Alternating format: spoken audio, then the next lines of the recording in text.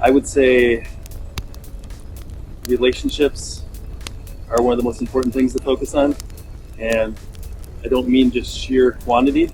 I mean, this is a speed dating protocol that you have to, almost like a salesperson, qualify who's going to buy and who's going to waste your time. It's a key trait of a salesperson. It's also a key trait of an entrepreneur that you're going to meet 1,000 people a year, and only 4 of them are going to be important to elevate your mission. Well, hello there, and welcome to episode 2 of the bi-weekly series Campfire Coworks Fireside Chats with Firestarters, in which we talk with entrepreneurs, social impact leaders, visionaries, creatives, dreamers of a better world about the things that they're doing to build that better world. And I'm here today with our guest, Dr. Jeff Nyquist, founder and chief scientist of NeuroTrainer. Welcome to the show, Jeff. Thank you. It's great to be here. Before we get started, I just want to mention this week's episode looks a little different than last week's after the last bi-weekly episode, and that's because we've chosen to do an on-location here in the amazing theater that is inside of the building at 132 West Washington Street. We're in partnership with MATI, the Masonic Art, Theater, and Innovation Group, and a lot of great things happening here in this space. So we thought, why not do it on location? Why not build a campfire right here to talk to you about? So that's awesome. Also going on in the building today, our friends at Connect Marquette are hosting their winter summit. I think it probably just wrapped up, but that was a fantastic opportunity to meet people both locally and from outside of the area who are doing some really cool things in entrepreneurship, in business leadership, and in social leadership in our community. So just a thanks to both of those organizations who we partner with on a regular basis. Let's start out with a little bit of a get-to-know-you background. You're a Marquette native, pretty extensive career history here in Marquette. Can you tell us just a little bit about your backstory? Absolutely. Before I do that, I just had to mention that I just came in from the cold and I was gravitating towards this. Feel free to warm up. I mean, fire. The thing is that we're all about community here. Yeah. And, we're better to talk and exchange ideas and warm up when it's 5 degrees below zero than around this awesome campfire. Yeah. Absolutely. So I didn't even notice this amazing theater. I thought we were still outside. It's a theater. We're not actually, Jeff came in from over here, and so he didn't actually. Right. So anyways, I very happy to be here. I am a native of Marquette. Went to Marquette High School, class of 94. Went to Northern, got my bachelor's in psychology there. And I was lucky enough, I guess, lucky is relative, but lucky enough to be a part of a couple of generations of business owners and entrepreneurs. I think that's where I got the bug. My grandfather owned Nyquist Jewelers. My mother started UP Health and Hospice.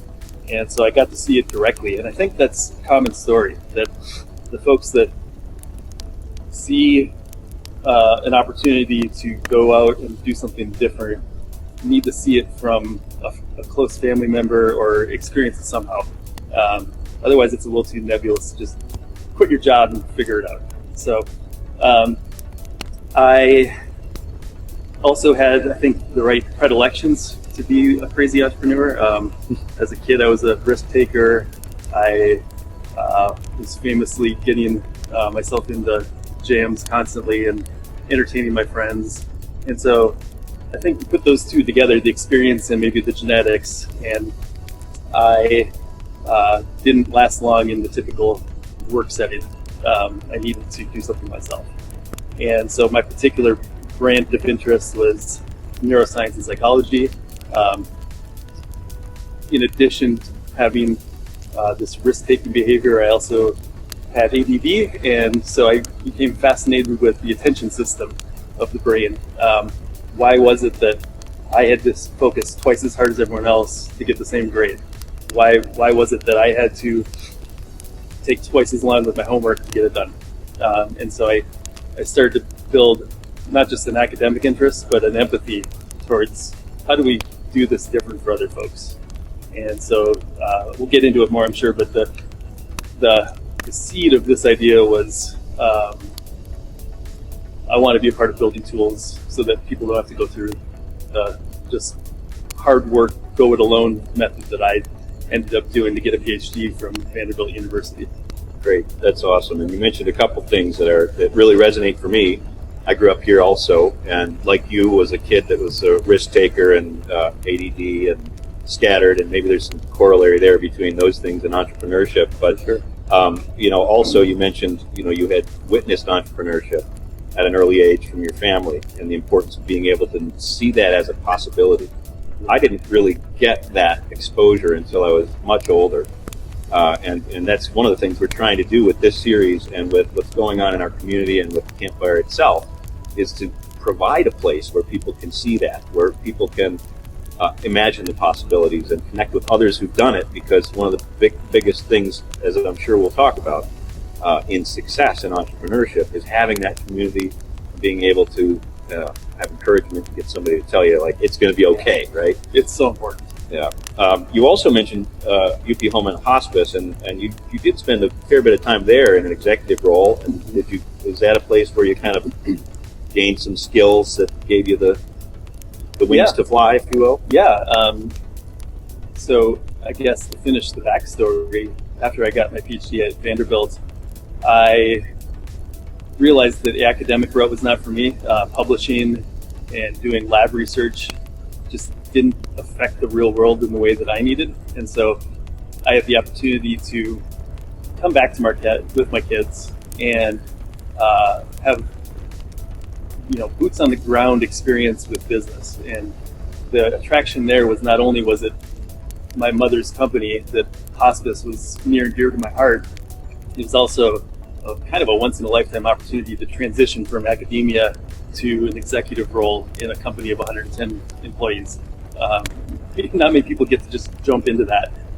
And so I spent, 7 years there, cutting my teeth around the business model, around all the things that an executive has to do, all the hats they have to wear. And I just loved it. It was great for someone with the ADD gene, if you will. Lots of different tasks every day.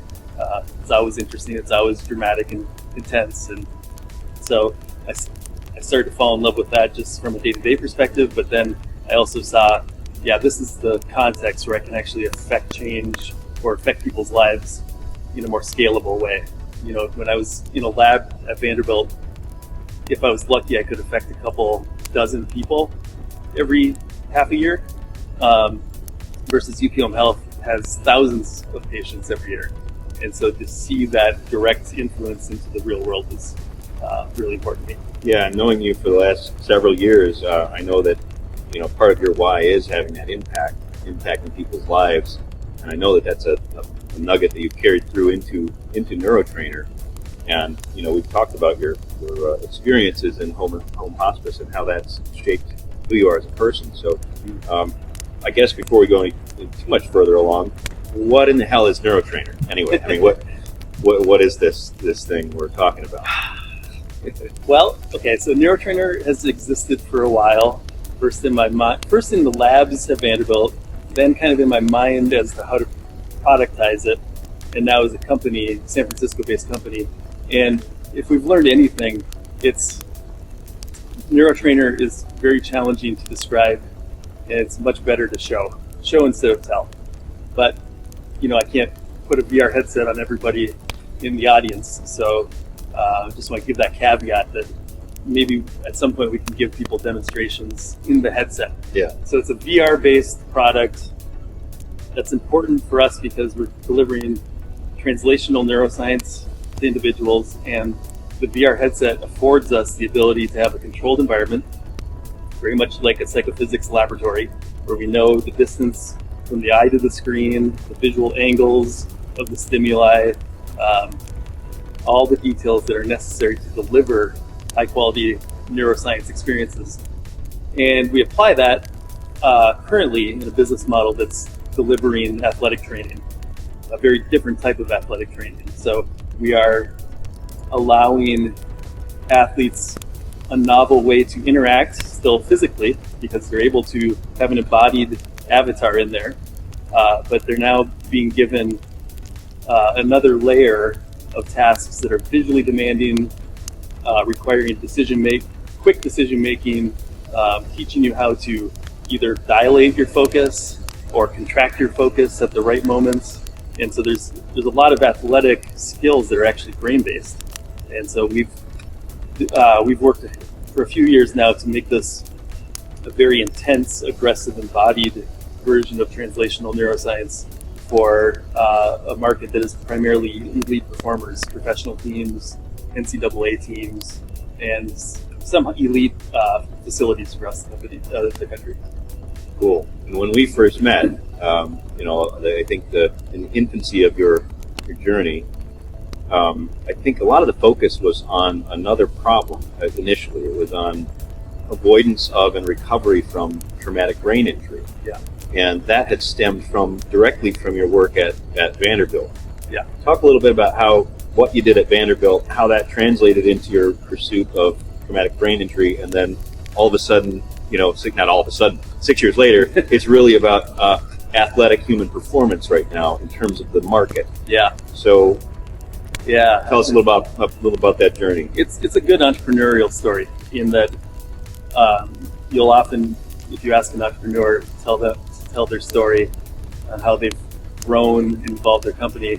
There's pivots and there's unexpected lessons learned, and there's come to Jesus moments, for lack of a better word, that I'm not able to do what I thought I was going to do. I'm going to have to change. And so I started with a deep passion for health-related problems. The most fragile in our communities have always been the place I want to spend my time. And I heard a lot of heartbreaking stories of folks that had concussions and other traumatic brain injuries.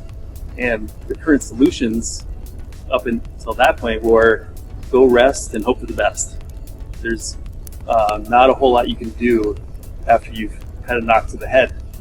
And this can be years. The stories are harrowing of parents in particular talking about losing their child and not knowing what to do, not losing them physically, but losing them in their personality and their ability to thrive and grow, and not having any tools or any answers as to what to do.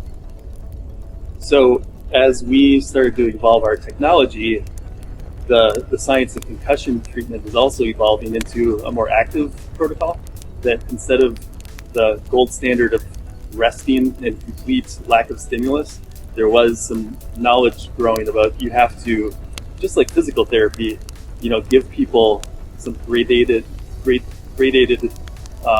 efforts that are met at what they can handle. And so we thought that through our neuroscience and our computer-based adaptive protocol, we had an answer for that. From the business model perspective, it turns out if you want to enter the healthcare circus, get ready for 10 to 20 years of a constant toil. So we made some inroads. We identified customers with a deep need, and then we got the roadblocks of, you need FDA clearance, you need insurance coverage, you need partners with, people that own skyscrapers like Blue Cross and Blue Shield, and that's just really challenging. Meanwhile, we also did clinical trials with dementia, and we also worked with folks with visual impairments, and it's all kind of the same story that it's amazing, even if you have a solution to recover vision for legally blind children, that doesn't mean you have a company. And so that's where I want to be before I retire. I want neuroscience to give the pharmaceutical industry a run for its money eventually. But in the meantime, we found another group, these elite performers who are ready with low friction points,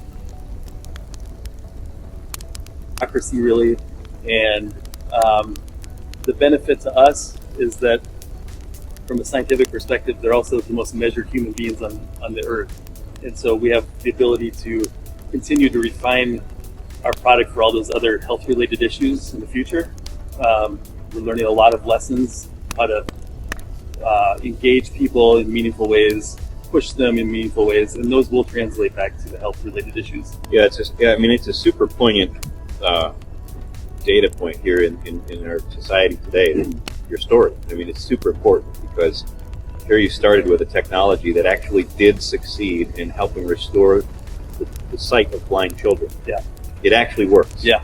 you then took clinical trials with insomnia, or not insomnia, with what was it, dementia, and Yep. you had clinical trials. I know even here in Marquette in the early days, you had folks who were Alzheimer's patients that Yep. were getting some relief from it. Yep. You had people that had crippling anxiety, who were getting relief from your technology. You had people that had traumatic brain injury that were getting relief and recovery from your technology, and yet the limitations of the market and the system that we've designed in this world doesn't value those things to the extent that it values things like sports. That's the reality, right? And there are barriers in front of people that have solutions like yours. I think it's important to note that, because two things. One, the system needs to change a little, and where people are investing money and where people are investing policy-making decisions is important. Yeah. But also, as an entrepreneur, you had to go through a heartbreaking process of realizing, well, hell, if I'm going to get to the thing I want to do, I have to pivot and do something that really wasn't fundamentally what I set out to do, so that my company can be successful, so that I can make enough capital, so that I can go back to what I want to do. Yeah. So that's, what's your perspective? Well, on I guess all my that? first reaction to that is, this is the real conversation of entrepreneurship versus the glorified Hollywood version, that the mythology around entrepreneurship. Entrepreneurship is one of the hardest things you can do. It's also one of the most rewarding and creative things you can do, but we don't necessarily talk about how damn hard it is. So it's probably always been that way, and I'll be the first to raise my hand at any opportunity to make it easier. But we could spend another hour session just talking about what the real journey of entrepreneurship looks like versus the Hollywood version. That's right, absolutely. And I know you and I could both talk for a long time about, we're both fathers. You're a new father again recently, and I have a toddler, 4 years old almost, and we've both got incredible spouses that support our crazy behavior. And God bless you. when you're in relationship with an entrepreneur, or when you are a supporting family member, a cast member, a child of an entrepreneur, that's a real tremendous challenge as well, right? It's something that we don't, getting vulnerable a little bit here, it's something we don't talk about, right, that often and that openly. Yeah. But as we've seen with the challenges of COVID that have brought on the challenge of balancing work life for everyone, it's something that we all need to be talking about. It's something that we need to get out in the open, so that expectations aren't that glorified, mystified Hollywood version. Yeah.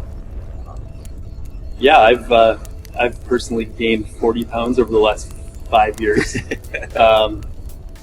I have become an insomniac, and so there's real costs to doing this stuff.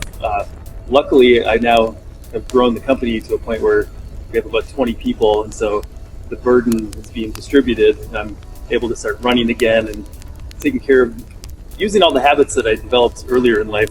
But there's a time during entrepreneurship that you're going to work 100-hour weeks, and you're going to let some things go for a while. And hopefully you have the family and the support structure and the know-how to stop doing that before it gets out of control.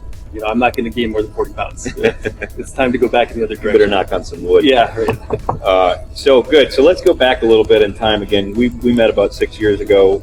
We had first crossed paths, and you had already made the leap into entrepreneurship.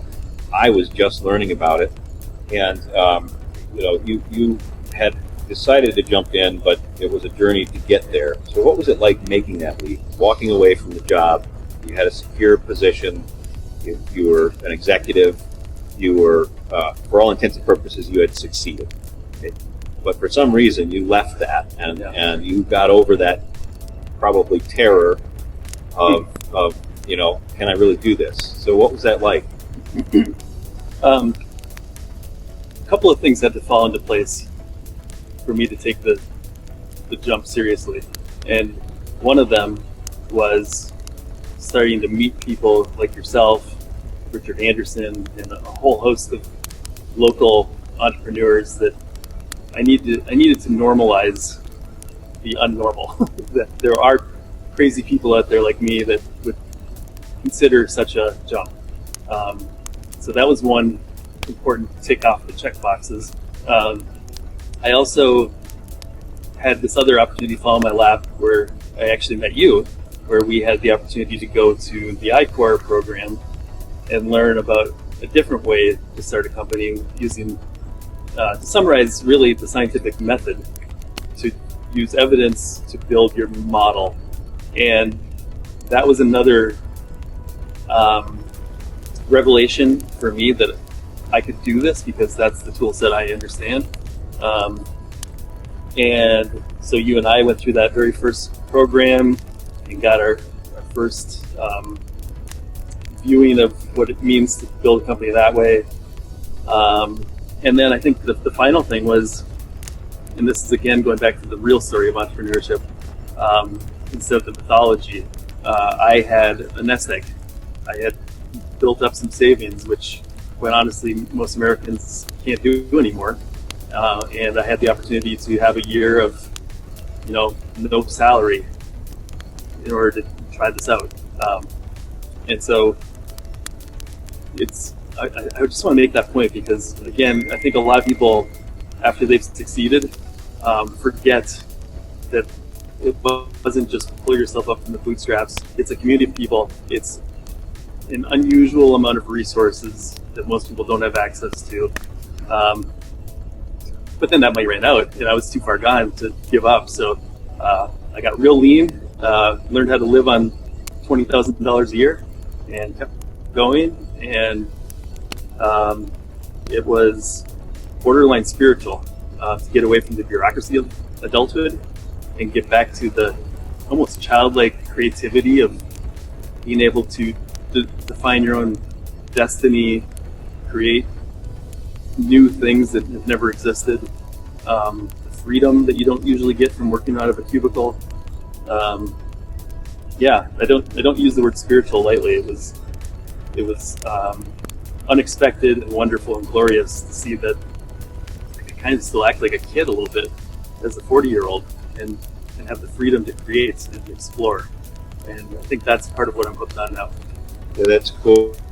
Well, and you said a couple important things there. One was about the idea of normalizing entrepreneurship, that it can be done, that taking these risks is risky, but it's also something that can happen, and it has happened. Our country was built on entrepreneurship, and not only our country, but human innovations the world over do rest on people taking risks and making the jump.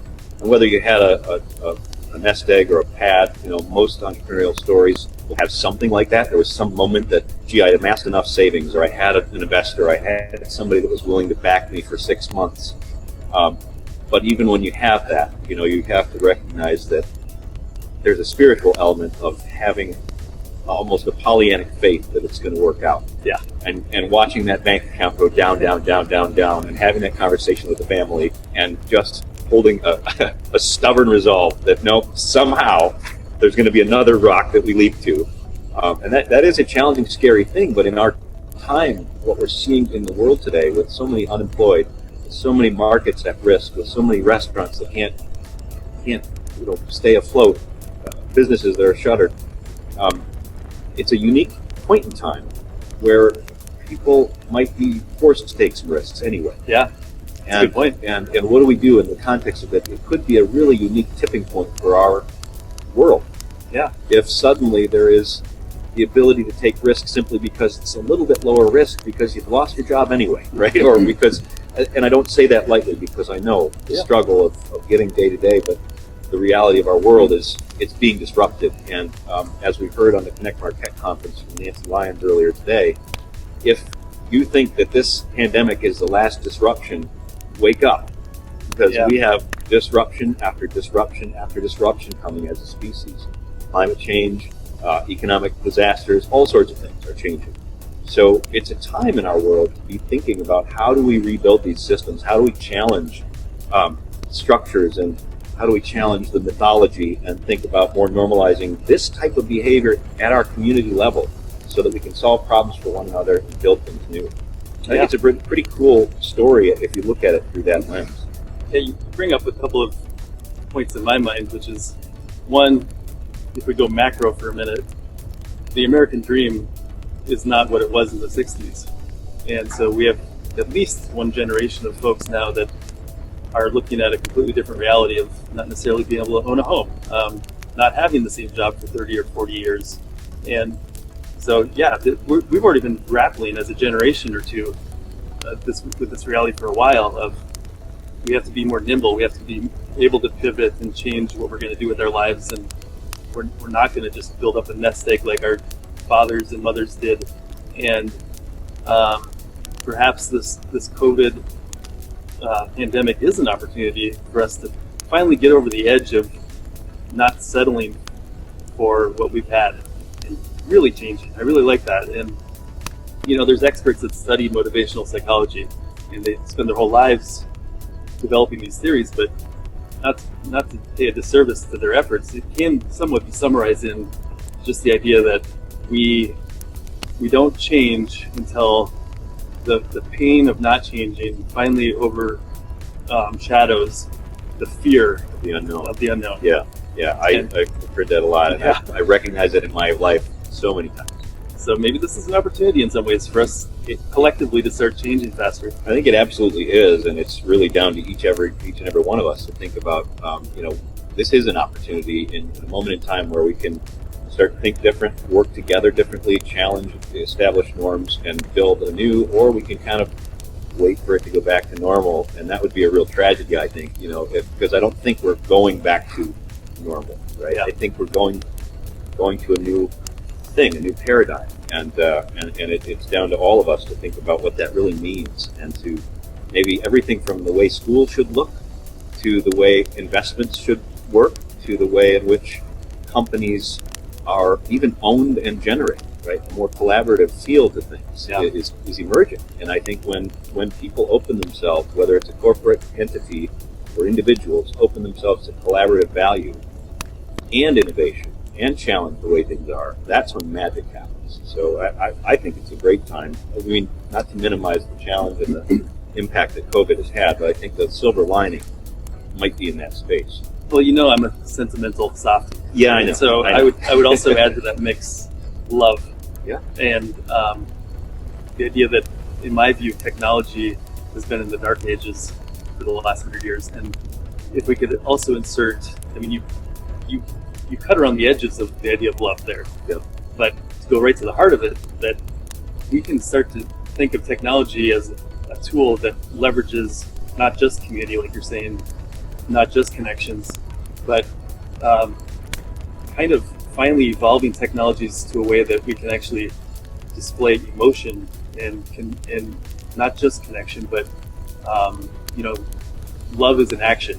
And if we can, instead of communicate through Slack and email, perhaps there's a future where we now have VR glasses or just contact lenses where we can literally be in the same room as anyone and really be human again and embody all the things like you and I are doing right now. We're making eye contact. We're making a real connection that's going to be memorable versus an email that'll just fly out until the next email comes in.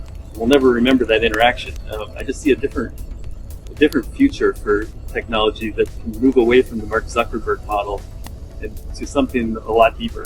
So that's interesting, because what's your opinion on, it could be a double-edged sword, right? There's the school of thought that you've just articulated, which can bring people together across the miles and put us into a virtual realm where our brains believe that we're having exactly this interaction.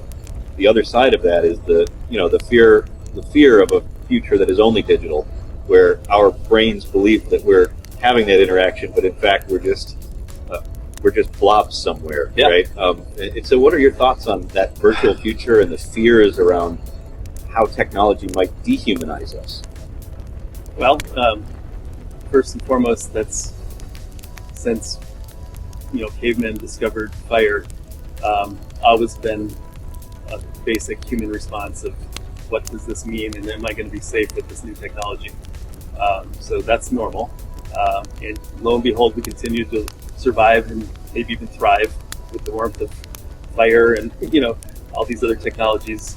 And I like to believe that if you look at the long arc of history, these things have elevated us more than they've put us down. They've freed people from poverty on scale, and they've done a lot of good. And so I'm an optimist in general on that topic. Also, I have a very specific vision of it, which is embodied technology, so that we aren't blobs, and I'm making an actual distinct contrast to that, which is technology needs to become embodied finally. Instead of hitting keyboards and mice, we're now actually using our bodies to give virtual hugs, or to make eye contact, or to work out with people from afar. I think there's a way for us to do all that and look back at technology over the last decade and just shake our head of what that was just, again, the dark ages. And we didn't even realize it was the dark ages until we evolved past it. So have you pre-ordered the Neuralink from Elon Musk? Are you an advocate for the mind-computer interface? Elon Musk is a master marketer in addition to being an amazing engineer. I think he's actually, his first skill is marketing. And so he's great at taking new ideas and owning them and giving people a vision of where they're going, but that's decades, if not, 50 years away. Right. The same way that Eastman, figured out how to make a camera, but it was so grainy you could barely, make an image of it. That's the same thing that Neuralink's did. It's this extremely low contrast, low resolution image of the brain that isn't really meaningful yet, but he's painting a picture that it is. And I think the double-edged sword again of technology is that it's happening so much. We're becoming aware of things so much more quickly. Innovations that might affect us, someday in our grandchildren's lifetimes. But the sense can be cognitively that, oh my goodness, this is gonna come, next week. It's gonna completely shake up. It's a threat to my existence. That's terrifying. Yeah, and I think that's a good point, because we are on the arc of the human journey over the last 70,000 years. Yeah. If we play this thing out for another 2,000 or 3,000 years, some of the things we see in sci-fi may well come to fruition, but a lot of them are not. They're going to fall by the wayside and turn into things that are less impactful than we fear. Yeah, and we don't have to look any further than the richest man on earth, Elon Musk, or the most powerful man on earth, Donald Trump, as a few months ago, that there's a connective tissue here that they mastered how to manipulate the media and make us all believe something that isn't necessarily true. Be wary of what you see on TV. Be wary of having your free will hacked. Right? Yeah.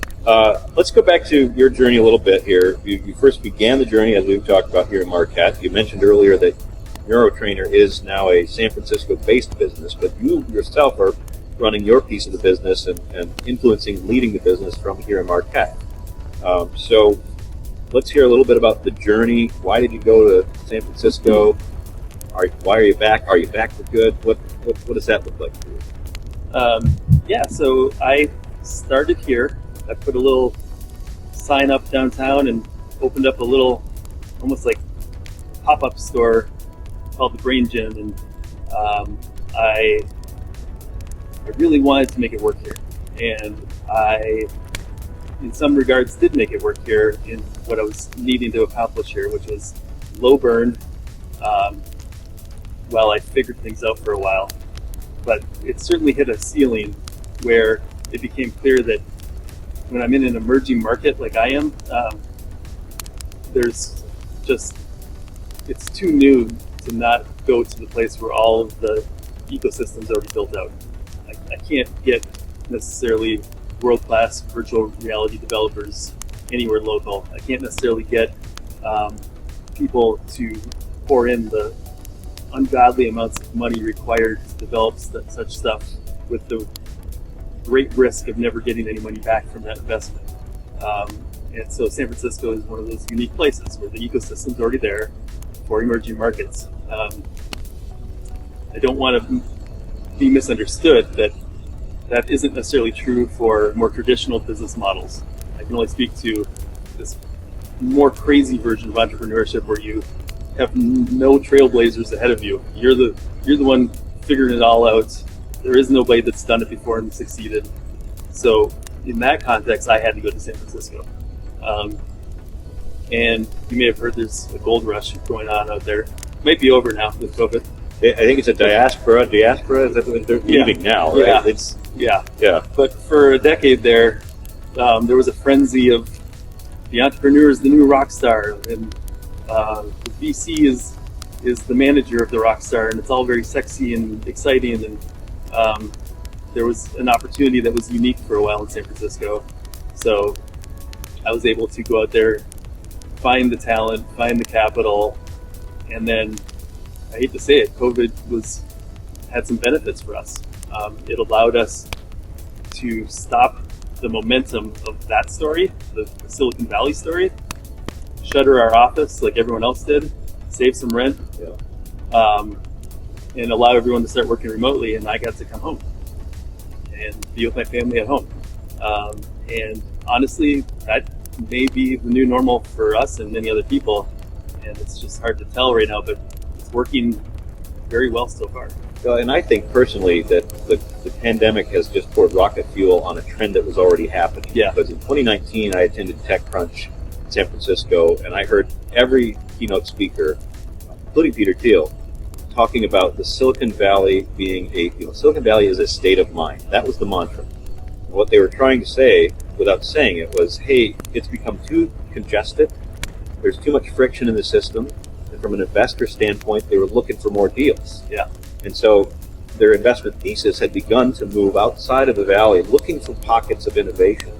Well, now, as we see more and more digital nomads, more and more people going mobile, more and more places where innovation is becoming its own ecosystem, I think that the acceleration that COVID has brought on might really disrupt the market altogether. If we look right here in Marquette, we've got young founders coming back here to build a solution to the problem of space debris. Yeah. Hello, KMI. Shout out to Cal Morris Incorporated. 3 young NMU students that have come back to Marquette, Michigan to build their space company. So we've got, there's all sorts of strange things happening in small towns all over the country that never were really happening before. In rural, in fact, you may have heard of the Rise of Rural Fund, I think, or the Rise of the Rest Fund, which was another investment thesis that was about, hey, rural America is a place of innovation. So, I mean, I think, people like you coming back here with the experience you have combined with the passion you have for this region and the passion that I know you have to impact people's lives, and that includes our region, right? Yeah. Impact our region in positive ways, is going to be a really powerful force in shaping the future of America. Absolutely. And I would say the first thing on the rocket fuel idea is this mass migration of people aren't just going to Austin from San Francisco. They're also looking for places in Ohio and Iowa and Nebraska and Michigan, and it's to those entrepreneurs out there for economic development. Marquette has got potentially a once in a lifetime opportunity right now to attract those people here and get them here and stuck here. Well, not stuck, but get it sticky so that they love being here when this all blows over, and they realize that not only can they work remotely, they can work remotely in Marquette. And if we were able to even attract 100 of these entrepreneurs, well, damn, we might be on our way to a real ecosystem here then finally, where we have the talents and the tools that are necessary across the board to have something that finally grows.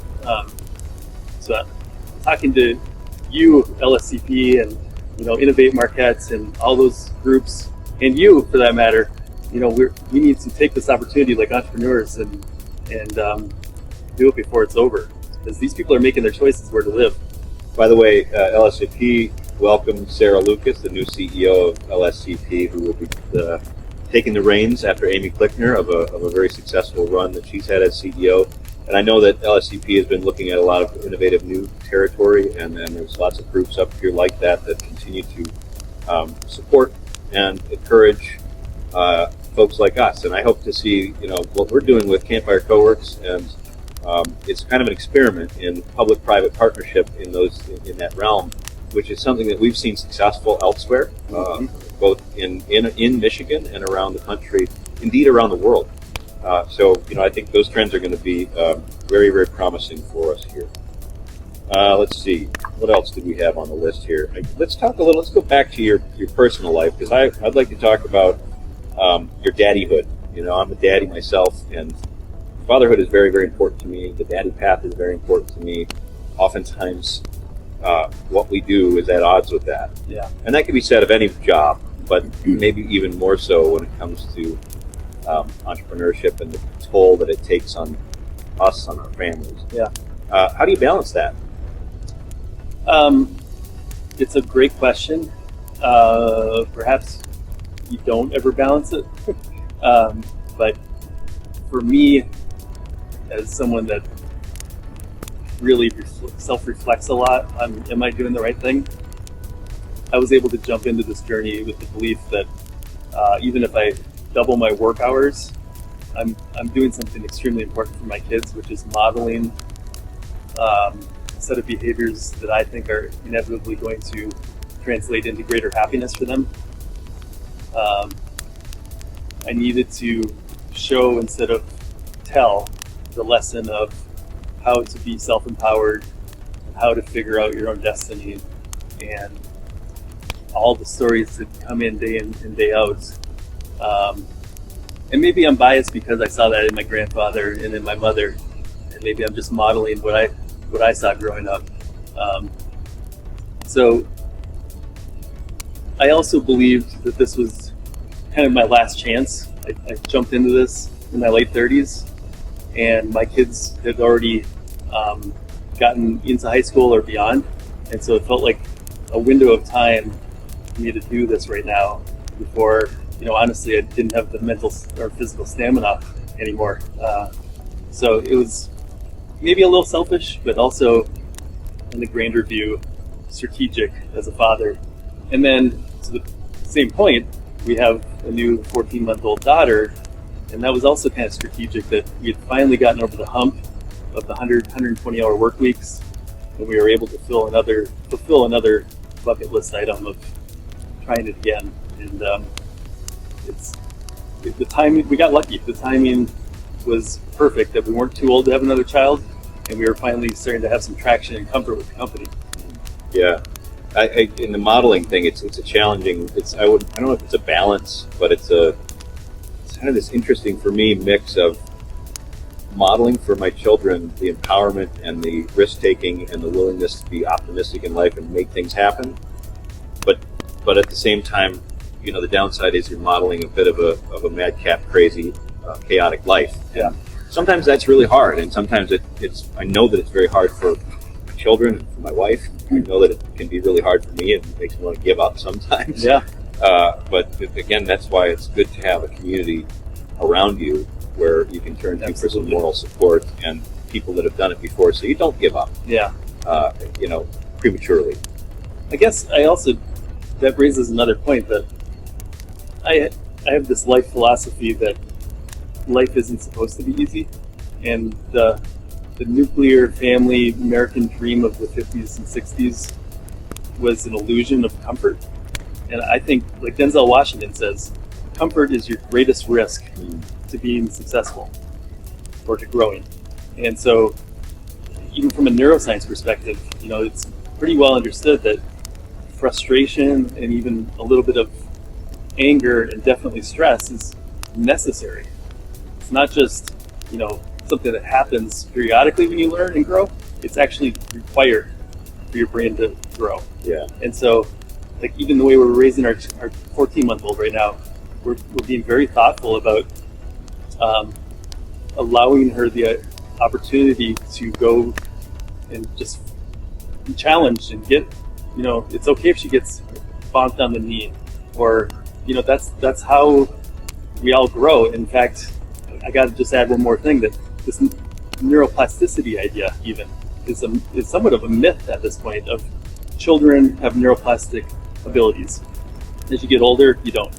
It's just not true. It's a set of behaviors that if I, as a 44-year-old, had two large people following me around, taking care of all of my bodily needs and emotional needs and cheering me on every moment of my day and allowing me to do whatever I wanted, I could become anything I want over the next 40 years. Probably a sociopath.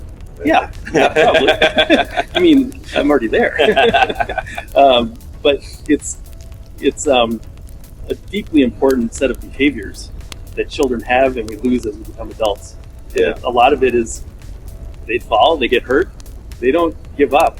They get right back up and they keep going, and they're just fascinated by the process of learning, and they don't get frustrated really. It's a different response than adults have. Maybe you haven't met my toddler then, because he definitely gets frustrated. Yeah, I don't have the words for it, but it's a fundamentally different. I think what you're saying is frustrated in the sense of I might express frustration, but I don't give up on the thing that I fundamentally am wanting. Right, and they go after it. They're tenacious. Yes, because they still love learning. Yeah, and a lot of us lose that as we get older. And some of that, back to your product, some of that. Is that something that can be trained using a product like a NeuroTrainer, not as a commercial, but can technology help with that? Yes. It's a safe environment where you can make mistakes. You can gamify it, so it's even kind of fun to screw up because you've got this bigger, exciting goal to get to. You've got scaffolding where you're not going to be challenged too much that it's impossible. The computer can adapt and learn from you so that it's always the right amount of challenge. It's a beautiful environment to support all the learning mechanisms. One of the areas I know you're exploring, if we talk a little bit about your customer base, pilots or high performance pilots, test pilots are among the folks that you are putting into a virtual reality world to help them gain an edge in their careers. And likewise with NHL players, you've got some NHL teams. So how are your customers using it today in a market that is actually getting traction?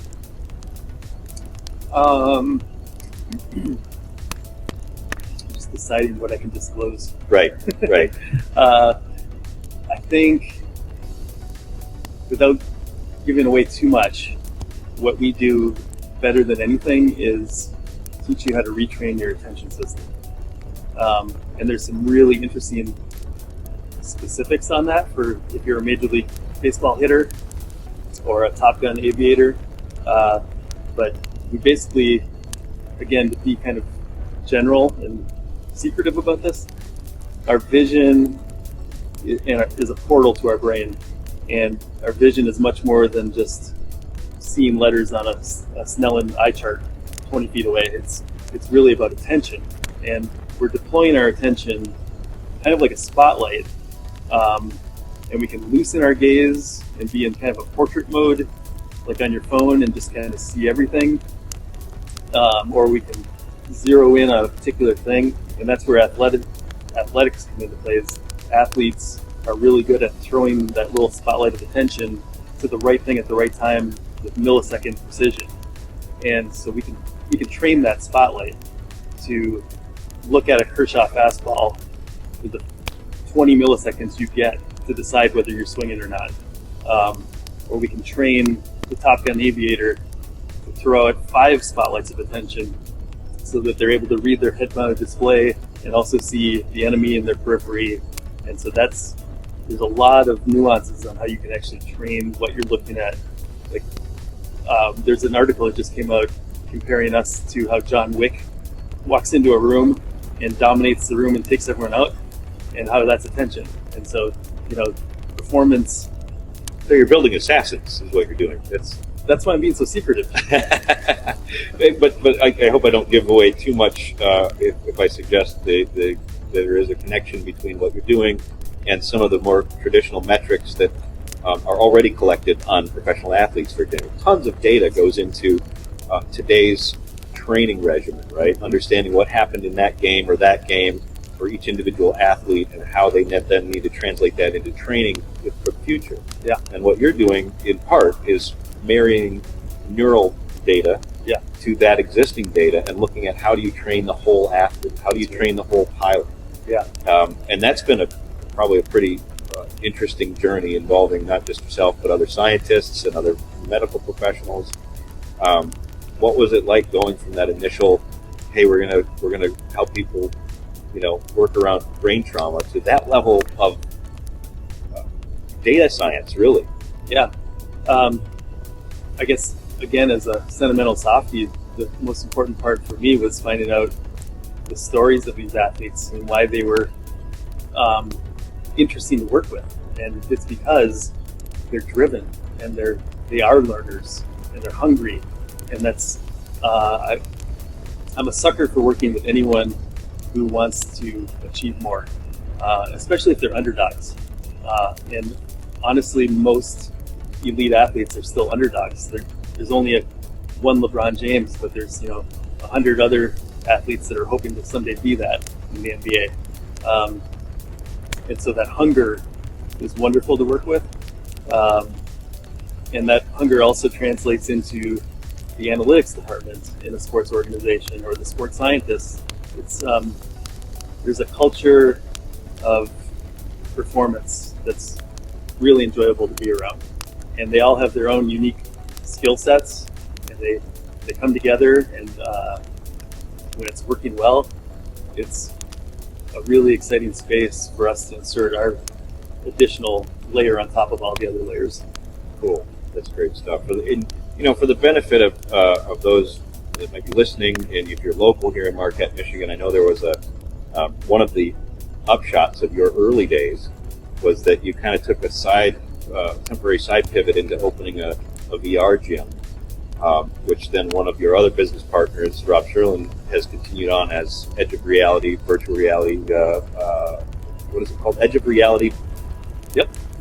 There's something else to it, but anyway, Edge of Reality, right here in Marquette, Michigan. I know that they're back open again after the COVID restrictions. If you haven't ever experienced VR, there are some really cool things that are games, but also it is even playing Beat Saber is neurotraining, isn't it?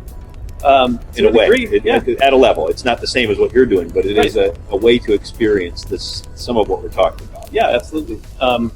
Unfortunately, when you get a beat, a rhythm to make decisions, it kind of robs you of the opportunity to be challenged in a way that's true cognitive training. But yes, the analogy is still there, that you're in there being challenged in a way that you're not usually going to do. So, Tetris, we all understand what Tetris is. Now imagine having those blocks coming down at you, right here, and having to move around them. It's pretty powerful stuff. Yeah, for sure. So, what do you think now, looking back on the journey so far? How has it panned out relative to what you kind of originally hoped and dreamed? If you were to be speaking to a young Jeff Nyquist out there in the listenership, whether they're in Seney, Michigan, or Austin, Texas, or right here in Marquette, what would you offer in terms of your advice to somebody that's thinking about entrepreneurship or has an idea? Well, it's very different to go back and talk to myself versus someone else, because maybe we start with the advice, and then start wherever you want. Well, my point is simple, that if I were to go back to myself, I would be silent mostly, because I wouldn't want that version of myself to know how hard it was going to be, and this is a common story. They wouldn't do it if they knew how hard it was going to be. Right. So barring that caveat, I would say relationships are one of the most important things to focus on. And I don't mean just sheer quantity. I mean, this is a speed dating protocol that you have to, almost like a salesperson, qualify who's going to buy and who's going to waste your time. It's a key trait of a salesperson. It's also a key trait of an entrepreneur, that you're going to meet 1,000 people a year, and only 4 of them are going to be important to elevate your mission. And by important, you mean both willing and able to be a partner with you in your journey. And that's the rub. Yes. Because hundreds of them are going to be super excited, and give you all the signs of they're into you, they're into the idea, they are ready to quit their job and go.